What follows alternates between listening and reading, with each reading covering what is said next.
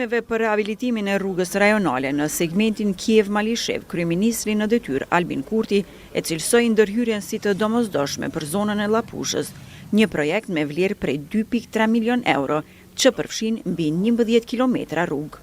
Kjo rrugë në tërësi ka gjatësi mbi 11 kilometra dhe është lidhje kyçe për Malishevën dhe 5 fshatra për gjatë kësaj rrugës, me që rast projekti përfshin rindërtimin e tërësishëm nga baza e deri te asfaltimi final.